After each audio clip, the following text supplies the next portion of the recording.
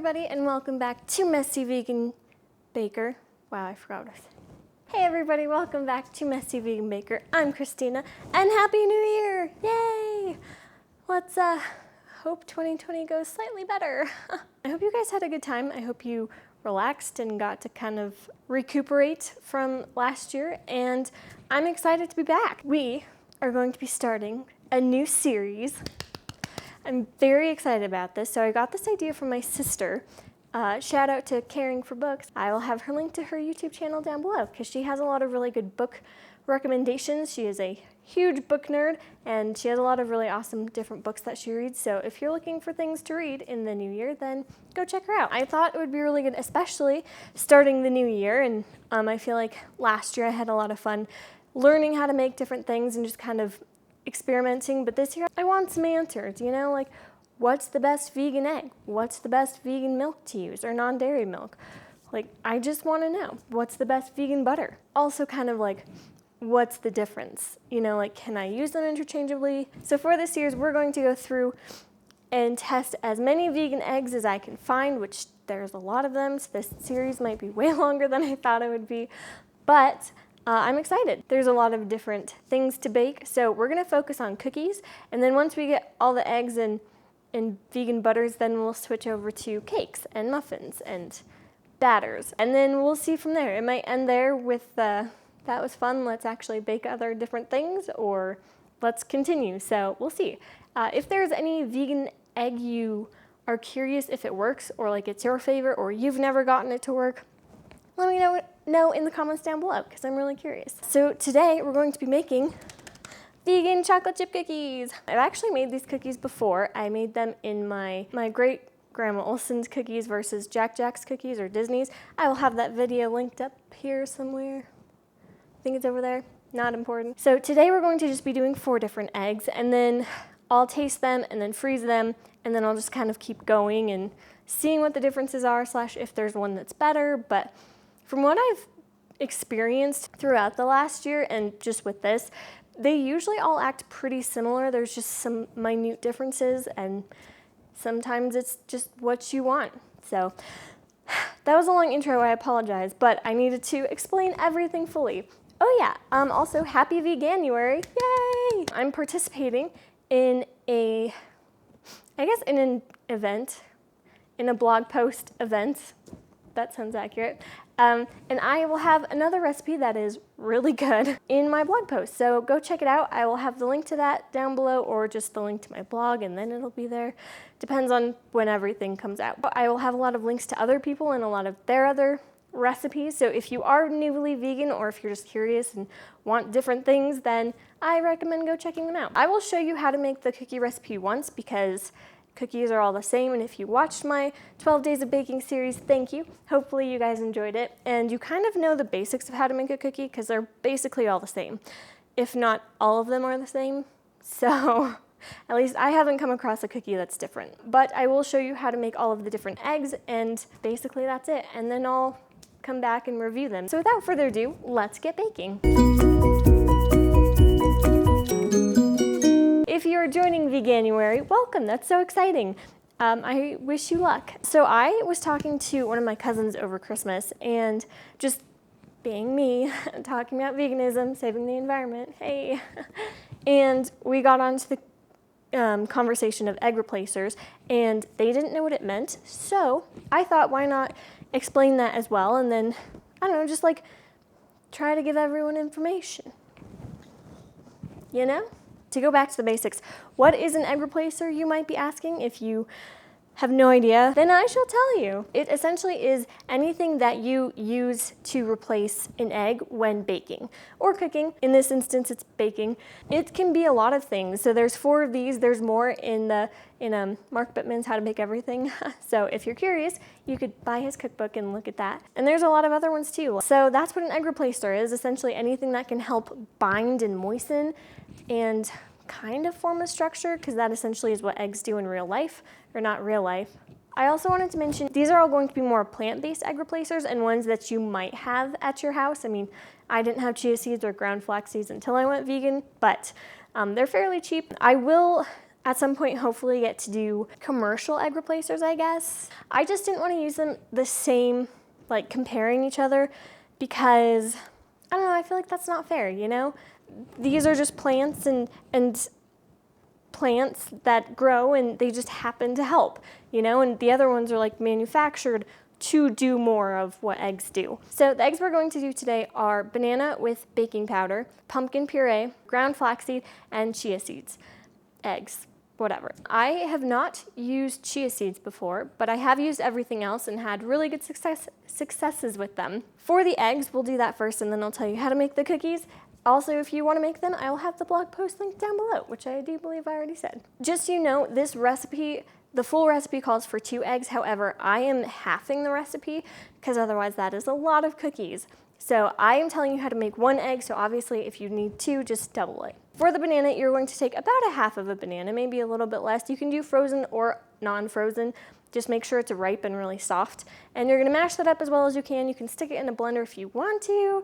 I don't wanna go through that much effort, so I didn't. I just mashed it up as well as I could. I also measured it to make sure it was 1/4 of a cup. So once you have 1/4 cup of mashed banana, you can add in a teaspoon of baking powder, mix that, and then I think you can set it aside or you can just add it in right away.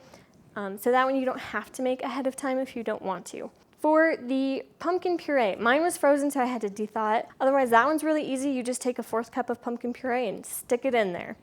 So that one's really nice. For the chia seeds, you're gonna take 1 tablespoon of chia seed and 3 tablespoons of lukewarm water. You're gonna mix that and set it aside and let it gel. And I was very impressed with how well they gelled up, I will just say. And then for the ground flaxseed eggs, you're gonna take 1 tablespoon of ground flax seeds with 3 tablespoons of lukewarm water. Whisk that up, set it aside. You can also do 2.5 tablespoons of water if you want. Sometimes mine tends to be a little on the watery side, but they turn out in the end. So do with that what you will. And then then you can start making your cookies and then you can put that in. So the nice thing about the banana and the pumpkin, you don't have to make them in advance. You can just make them when you need the egg and then put them in. With the chia seed and the ground flaxseed, you do need to let them gel up, but it doesn't take that long, so yeah. Okay, on to how to make the cookie. Also, you can use vegan butter if you want. It's the same amount, you just sub 1 for 1. Just make sure you put it on the counter and let it soften up. I'm using coconut oil because A, I don't have a lot of vegan butter right now, and I am way too impatient to let that come to room temperature, and right now it's warm enough that the coconut oil is like soft and perfect, so I just go with that, just so you know. Okay, back to the cookies.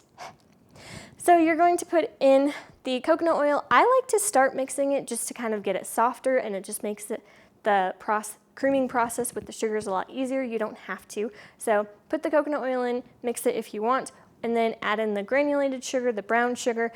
Let that mix. You might have to scrape the sides of the bowl down. You're gonna just mix it maybe on like low / kind of low medium until it is a nice smooth homogeneous mixture, because that means everything is emulsified and happily friends.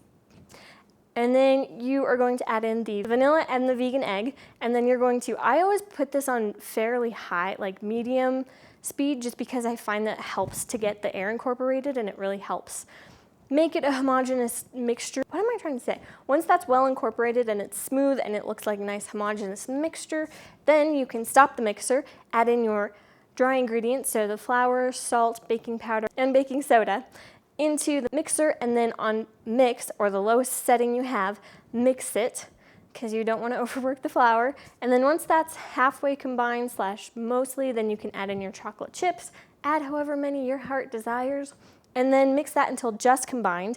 Then you're going to take it out, put it in a bowl, cover it with plastic wrap, and put it in the fridge for at least 30 minutes or overnight. Once that is done, you're going to preheat your oven to 350 degrees Fahrenheit, and on ungreased baking sheets, you're gonna scoop your cookies out, whatever size you want. You're gonna bake for 10 to 15 minutes, until the edges are just golden brown. You're going to take them out, let them cool, put them on a cooling rack, let them cool even further, and enjoy. You can also freeze these cookies up to like 3 months, I'm pretty sure. So I will come back to you once they are all cooled, and I will give you some updates and some other pros and cons, and yeah. That sounds good. Okay, so all the cookies are baked, or almost baked, but the ones I need to taste are baked. Right off the bat, oddly enough, which is something I haven't had an issue with, so I'm not entirely sure what's happening, but the flaxseed one's actually laced, and I find that very confusing because I did put these in the freezer. You don't have to put these in the freezer before baking them, but you can if you want to help solidify and theoretically avoid the lacing. So I'm not entirely sure what happened, but the other ones did not lace. So, but not all of them laced. So I don't know. I think it could have just been a fluke, but I will say I have used flaxseed before in cookies and they work really well. So yeah, I have the second batch of flaxseed over here, and they did spread more than the chia seed ones. However, these ones did not lace. Overall, essentially they look pretty good, pretty similar. The chia seeds seem to be the lightest, and they also have a lot of speckles in them. The ground flax seeds are darker. You can kind of see speckles, but it's not as obvious as chia seeds. And then the pumpkin ones are more orange, kind of golden, but definitely more orange, which I find really interesting. And then the banana is just kind of like chilling. I think that one probably looks the most normal because you don't have speckles. I also think that these ones rose a little bit more because of the extra baking powder, so if you like extra fluffy cookies, that might be something you consider. So overall, I say you can use any of these to make successful cookies. Yay! That means you don't have to go out and buy chia seeds or ground flax seeds if you don't want to. But obviously you can because it's a good investment, so yeah, I guess it's the taste test now. This was the banana one, by the way. It's very good. You definitely taste the banana. If you don't like the taste of banana, or if you want people to be completely shocked that this is vegan, this might not be the best option. Okay. I don't get any extra flavor or anything from the pumpkin, so I say that one's really good. It's just the color that's slightly off. Chia seed time. Yeah, it tastes just like a cookie. And last but not least, flax seeds. That one tastes really good. I think as far as looks go, the banana wins with the flaxseed very quickly after that. And then I think pumpkin, I don't know, the pumpkin and the chia seeds are matched. Flavor-wise, the only one that you can taste is the banana, but it adds a nice flavor. So if you want to like up your cookie game a little bit, maybe that's something you do. As far as texture-wise, they all seem the same to me. They're very soft and chewy, but have cakiness to it. That's the first episode, yay. Also, I just wanted to shout out to Abby, one of my friends from Florida, who gave me this really cute apron, and I love it because it looks like a dress and it's so cute.